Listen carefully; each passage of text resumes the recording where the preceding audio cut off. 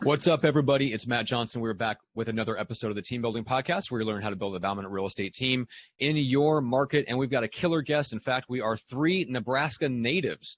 We're talking about how to build a new brokerage from scratch, essentially in a brand new market. We're also going to talk about how to build a sellable team, which our guest has done. And so let's bring him in a second. We've got Wes Madden here with us, which I know a lot of our listeners and viewers will know by name and reputation, if not already be familiar with all of his accomplishments. So we'll dive into that in a second. First of all, the man, the myth, the legend, the ever-shrinking man, Jeff Cohn. What's up today?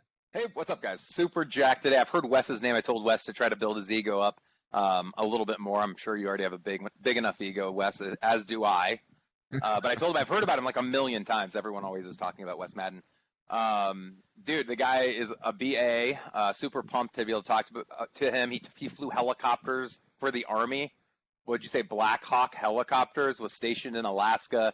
I guess probably retired from the Army and decided to start a real estate team there. Evidently, people buy and sell houses up there. He built a very successful team in the Alaska area, and he'll get into that here in a little bit. Super excited. We're just coming off of one of our workshops. We had 9 people representing 5 states and Toronto, Canada on Monday. The workshops have been going really, really well. So if somebody's thinking about coming to a workshop, I don't usually talk about them right out of the gate, but I'm doing it this time. And October 22nd is our next one. We would love to have you come, Wes, if you're interested in that. And then we have one on November 12th. Typical cost for the workshop, $29.97. If you're already an ERS team leader in the live stream product, it's only $9.97 to come to the workshop. And depending on how many people we get signed up, we try to keep the group under 10. If you can wait until a week or two before, sometimes we'll offer discounts if you listen to the podcast. But right now, there's no discount. October 22nd is filling up. We're taking September off because we're doing some virtual workshops. So you have 2 months to plan this. Come October 22nd, it's going to be a good time. It's not that cold in Nebraska in October. November starts getting chilly, and then December, January are pretty horrible. You want to stay away. Well, and speaking of Nebraska natives, so I got to give a quick shout out to Kelly Cook, who is another Nebraska native and ex-Husker who moved out and built a successful team in Arizona. I believe he's actually coming back to the workshop in October. Which is awesome. So, so if anybody is out there and hearing the sound of my voice and you're a fellow Husker fan or former player like Kelly, and you built a successful team, come on out to the workshop in October. That'd be cool. Hey, if there's a game the Friday before, a home game, we should look at the calendar. We could have people come in early and hit the Husker game Saturday and then do the workshop Monday. That'd be fun. That's why Kelly's coming into town. So it's the Minnesota game. All right. So before we talk a half hour on Husker football, let's bring in Wes Madden. Wes, how's it going, man? Hey, great. Thanks for having me. It's an honor to be here. And Jeff, I'm in, man. If we can wrap in a home game during one of those workshops, I'm there. Let's do it. That'd be awesome. Done. October 22nd. It sounds like there's a Minnesota game. We'll go down with Kelly, and it'll be a thing. We're just going to talk Husker football. No real estate today. You guys, just the only thing I'll say is when we were in high school, Wes and I think graduated in 2000, same time. Matt, you too, right? Or were you a year after, 2001? Yeah, I was more like I didn't go to college, so I was out and working in 1998. When did you graduate high school? 98. Okay, so Wes and I were 2000. We grew up, and it shouldn't have been this way. And you don't know this as a kid, but like I watched us win 4 national championships. I was around all of the coolest, baddest, football players in the country. I played football on the same team as Eric Crouch. We had talked about Mike McLaughlin before this. I played with him as well. And I just thought that was normal. Like, that was what the rest of my life was going to be like. And then it went away, and it's still away. And it's pretty hard. And a lot of people have been through that, right? I mean, the teams come and go. So we're hoping with this new coach, everyone's talking Scott Frost is going to bring it back. Super excited to see what happens. The fan base is still there, though. Oh, right. We're there. We're going to be there. We're doing it. All right, that's all we need to say on it. Let's dive in. Exactly. Let's learn from Wes. Everyone's like, oh, Husker football. People are still talking about this. Oh, I know. All right. So, Wes, for those that don't, there's going to be a lot of people that, just like Jeff in the listening audience, that have kind of already heard your name and may already be familiar with what you've done. But we'll talk about kind of how you built and sold the team that's in Alaska. But kind of take us, what was the structure and what is the structure of that team? And then we'll talk a little bit about how it was saleable before we get into what you're doing now. Yep. Well, yeah, as Jeff alluded to, the Army took me to Alaska. You normally don't just move to Alaska and open up a real estate brokerage. But that was kind of our fallback. I got out of the Army. I was blessed to be able to, fly Blackhawks, in a medevac mission.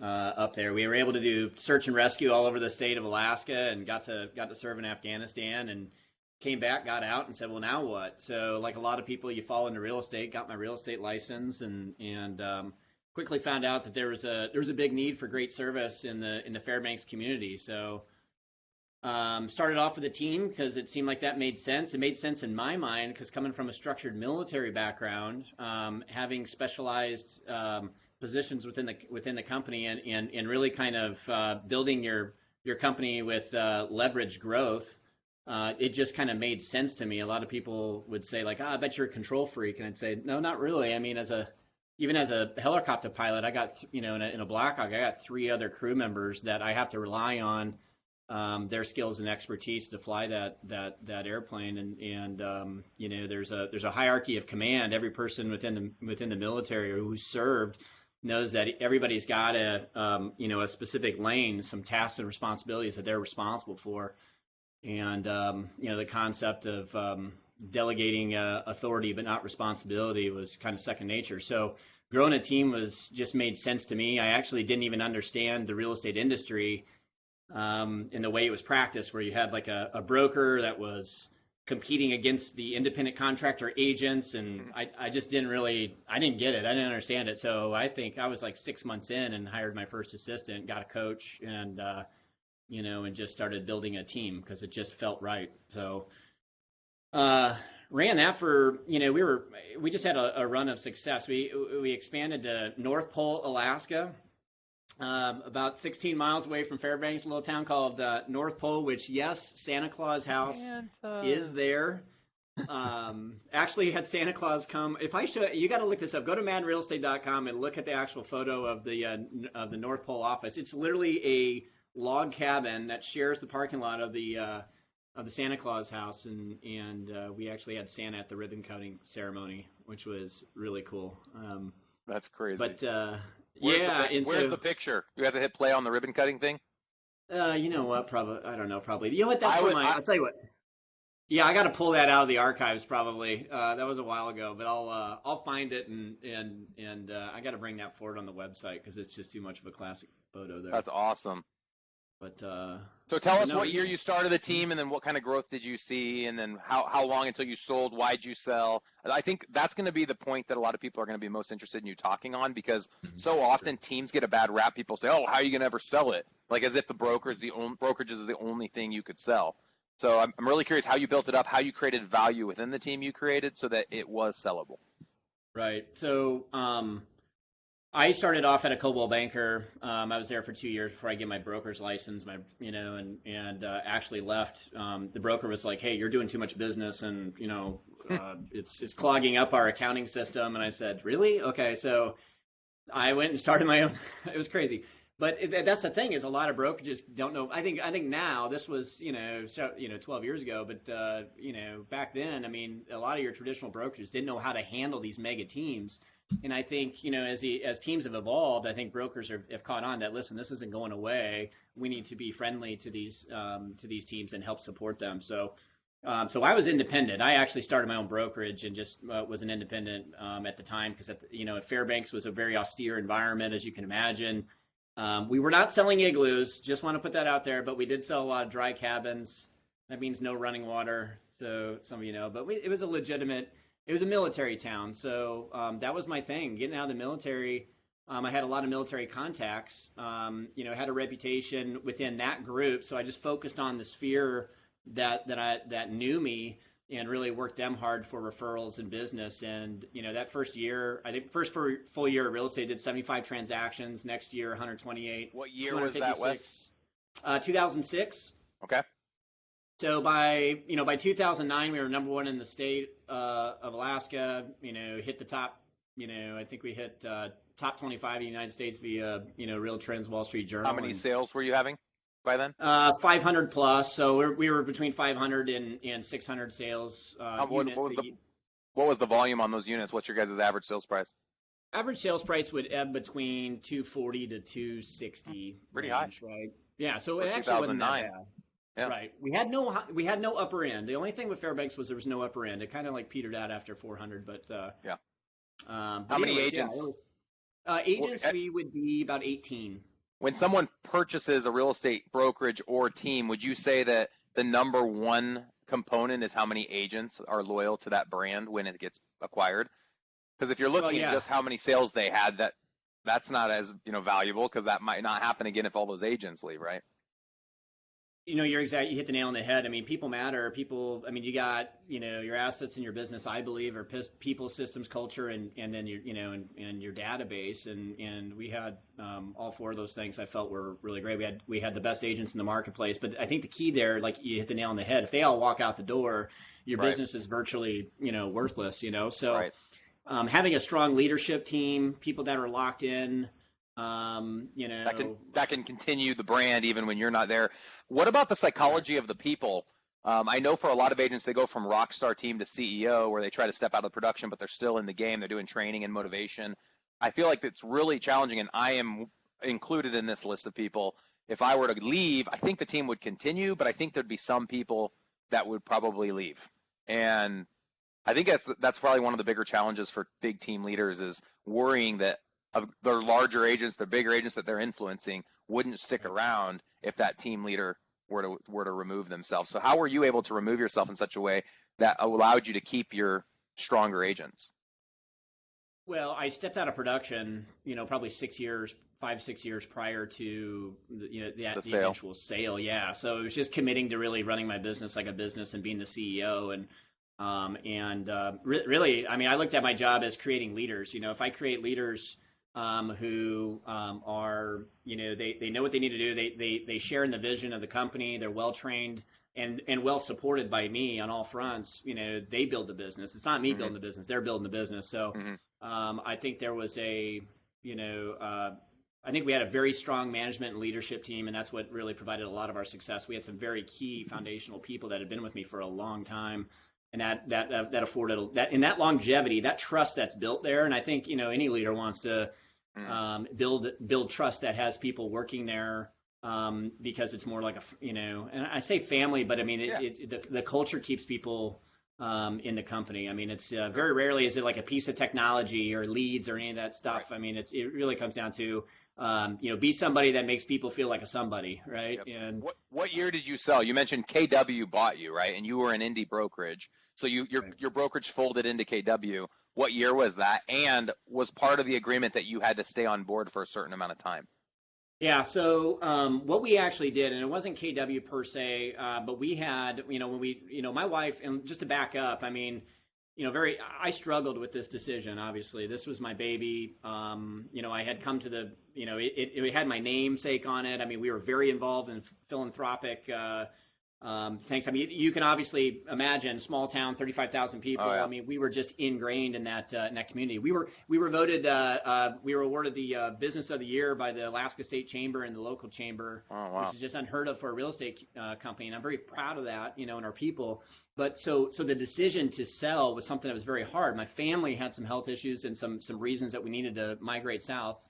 My wife being from Texas, so I kept the Texan up there for 16 and a half years. That was quite the feat. So when we came to that conclusion that, hey, this is probably something we need to do, how do we do this and navigate this? And one of the best calls I ever made was I was being coached by Bob Corcoran at the time, which was a great longtime friend coach.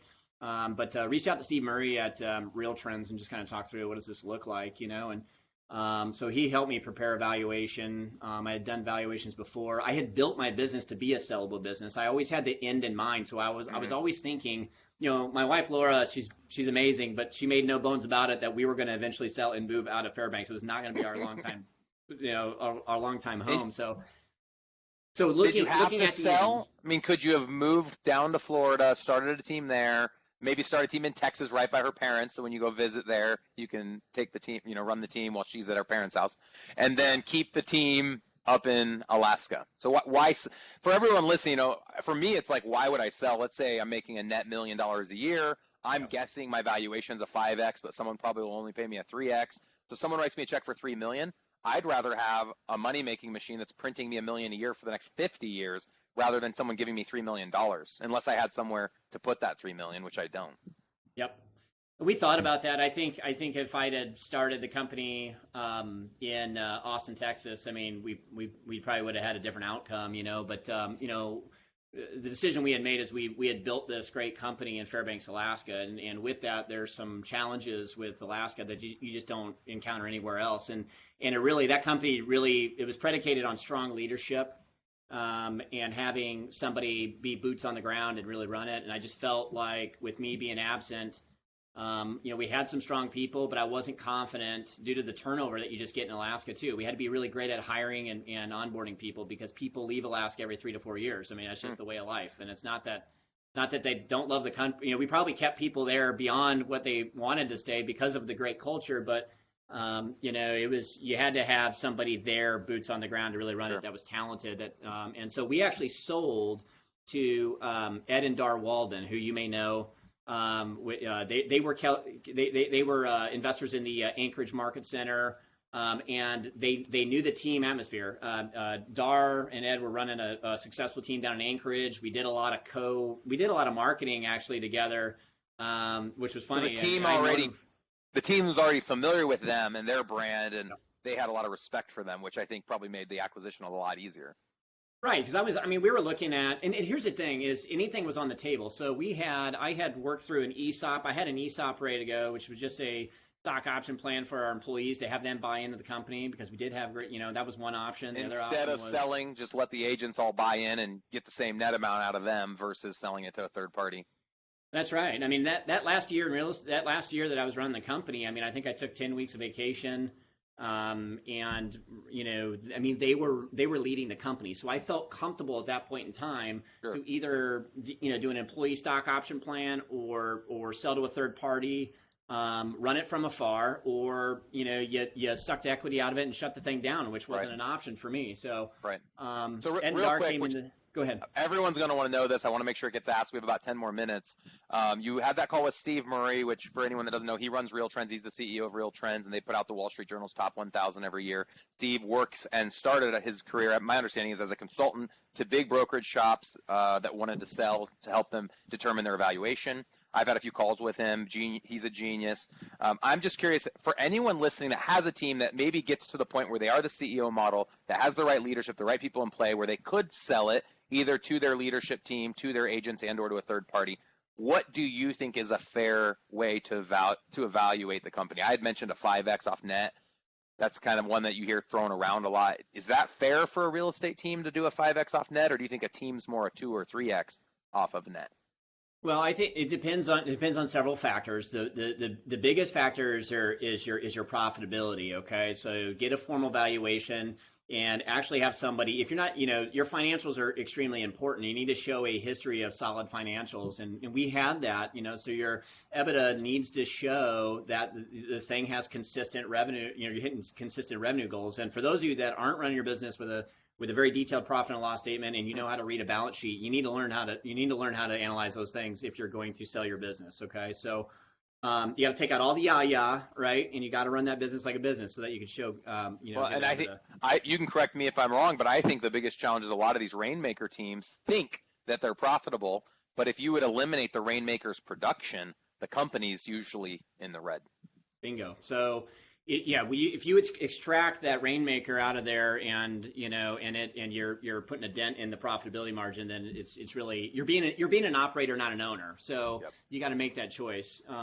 But to prepare for selling, that multiplier really, I think that therein lies the geographical location, the market share, the people, the systems you have in play. We had a whole Salesforce back end system that we had built up. We had a database of 75,000 people. All that adds to the multiplier. Those strategic alliances that you have. Do you have a property management company that's totally offsetting the operations of the real estate company? All that stuff matters. Yep. So, title company, insurance company, marketing service agreements. The list goes on and on. So awesome. So you sold. Let's spend the rest of our time talking about. Okay, so you sold. Your wife pulled you to Florida. You guys live there happily now. What are you doing? Down here, I partnered up with two guys that I've known for a long time, Blake Marar and Chris Abbott. They had a brokerage, Sotheby's International Realty Brokerage, down here in Northwest Florida on a little special place called the Emerald Coast. And Scenic Sotheby's International Realty, great agents. I came down here for a 3-day trip, looked at, kind of analyzed everything and looked at the market. And it was an amazing opportunity to grow. I love leverage growth and growing companies and building things. And so they were gracious enough to give me a great opportunity to partner with them. And so I'm running the traditional brokerage model here, but with a very collaborative culture. Lots of value to our agents. Our agents are, they're extremely well supported here in the marketplace, and really kind of was able to apply a lot of the team aspects to a traditional brokerage model. And we're outpacing the market 4-1, and we're going to hit $1 billion in sales next year. So we're pretty excited about that. That's incredible. How many agents? We've got 59 total agents. That includes buyer agents on teams. So average sales $1 billion with 60 agents. That's amazing, guys. Price, well, I ran the number. So we're averaging about 15 million. Our average agent production is about 15 million, and that puts us in the top 4 of all Sotheby's affiliates. What's your average sales price there? 1.34 million. Oh, it's that high. I'm surprised. Yeah, so it's like a luxury area. That's high for Florida. I know in the crash, Florida was like $120,000, $130,000 houses, I thought. But you must be in like a high-end area. You said you're real close to Destin on the northwest of the panhandle of Florida. Yeah, really from Destin to Panama City Beach. Right in the middle, there's a stretch called 30A. If you haven't checked it out, check it out. If you want to know more about it, I'm telling you right now, your clients, and those of you that are listening, your clients are visiting and buying down here. You just don't know it. So I do have a local area guide. If you think this is something you want to talk to your clients about and you want to send a big referral down to us, and we'll gladly pay, please look at that. Cool. You use this guide and share it with your clients. So are a lot of these properties, what percentage would you say are people relocating, and what percentage are people buying like their second house that they travel to in the winter? Great question. So when I got down here last February, it was about, if I polled the agents, and it was about 20% of our buyers were actually, full-time residents, like looking to make this home. That has now shifted to about 50% due to the 2 new tax code. Florida is very favorable. Other states are not. High net worth people are relocating down here and making, and they're saying, why am I dealing with the traffic in Atlanta when I can just live on the beach and telecommute, or, so. Yeah. So we're seeing a lot more of that, which is great. Cool. That's awesome. That's awesome. All right. Crazy. Well, Johnson, what else do we want to extract out of this? Obviously, Wes has a ton of great experience. We have 5 minutes. Oh, man, that's a great question. Let's see. Well, I tell you what, when you asked a question there, Jeff, and I didn't answer it, but did I have to stay on board and run the company? Mm-hmm. And so and just so you know, I vetted a lot of buyers. There were a lot of people that were interested when we put the company on the market. And by on the market, I mean, your people, this is something you need to do. And for all those team leaders out there, you want to work through these things without telling your people. I mean, it's not that, and that was a hard thing for me to handle because my people were like family to me. And it was really hard. But as Steve Murray told you, he said, the moment that you tell your people, you give all the leverage to them, and they're going to dictate the outcome. So, and it's really a sociology experiment when you tell them that, hey, we're transitioning here. So you really got to put get the plan in place and then let them know, okay, and do what's right for the company. So you have a phase out? Yeah. So all the offers that we got, everybody that was interested, a lot of them said they really wanted me to run the business. And so the tough thing with me was I needed a buyer that was okay with me moving with my family last year. So, and that's where the Ed and Dar thing really made sense. And that was a huge value piece for me because they were okay with me. I was going to retain CEO duties that first year. So I was still doing marketing activities. I was leading the meetings, trainings, doing all that stuff, telecommuting from here. And you could do that with technology. And then Ed took over as CEO duties April this year. And I have a once a week coaching call with him. We address all company issues. We've got a great battle rhythm going with, helping each other out and making that partnership work. And it's working really well. And in fact, I got one of my agents is coming down here Saturday to see me. I'm really excited to see him. We're still, and I'm going up there in September, cool. So we're still very much engaged. Cool. That's awesome. I know a lot of people out there probably have kind of that goal that in their minds of eventually one day maybe they'll sell off. most business-minded people are think about how to build something big and then sell it. For me personally, I've built a lot of businesses that run in parallel to my real estate company. Yeah. So I have a title business, a call center, an insurance company, a lot of these different moving pieces. So I don't know that I'll ever sell my team. I don't know that there will be a need, but I love learning more about it. And I know for some that things happen. You talked about health. You talked about your wife wanting to be in a different location. I think having a team that's poised to be able to sell it should be a goal of all of ours. So my hat goes off to you, Wes. You've done an awesome job with that. And I think you're probably one of the few that have been able to successfully exit a team and been able to have a positive sale. So nice job. Thanks, buddy. Yep, there's actually, speaking of that, I think there's one other gentleman we had on the show, and I don't know, Jeff, if you actually were able to join us for this episode, but Jack Cotton is up in the Northeast. I want to say the Boston area. So, guys, if you want more detail on this, I think he's the only other guy we've interviewed on the show that's successfully sold, exited, and like Wes, retained some management duties for, I think, a year or two. And successfully exited that, and like everything ran really smoothly. So that's another episode. If you guys are looking for more information on that, go check that out. You can go to eliterealestatesystems.com, get all the back episodes of the podcast, or you can go to iTunes and Stitcher and all that good stuff. But Wes, how do people reach you guys? And we talked a little bit about where they can keep in mind for referrals, which is the kind of the desk in that whole area. What's the best way to connect with your team if they do have a referral for that area? Yeah, if they want to go to, they can either call me, on my cell, 907-347-4981. Yes, I kept the Alaska number because it's awesome. Or they can go to wes.scenicsir.com. I think we got the website on there. And, or you can email me at wes@scenicsir.com. We can share all that. And please reach out. And, we love referrals down here. So, if you got questions on anything we talked about, I'd love to share anything, any of the stuff that we weren't able to get into. Love to share my experiences with anybody that's interested. Yeah, I know. We literally scratched the surface. Wes, you and I were just talking in the 10 minutes that we had before we started recording. There was so much stuff that we could have, many directions that we could have gone, and stuff that we just really didn't have time to get into that I'd love to. So yeah, well, let's get you back on the books for 3 or 4 months out from now, when we have some more openings, and let's go deeper into what you're doing, because you're with Sotheby's, you're providing graphic design and marketing to your agents. One thing that caught my eye is that you're not doing what Jeff is doing, which is recruiting agents that are under 2 or 3 years in the business. You're going after experienced people, so a little bit different model. I want to talk about all that stuff. So we need to get you back on the show. Sounds all good, right. Man. With that said, Jeff, anything else you want to leave with people before closing we thoughts? sign off? If you enjoyed this podcast episode or any in the past, please give a shout out to Wes and our past podcast guests on the iTunes review. A lot of people are having trouble finding it. If you guys are going to go in and review any of the podcasts on iTunes, just scroll down.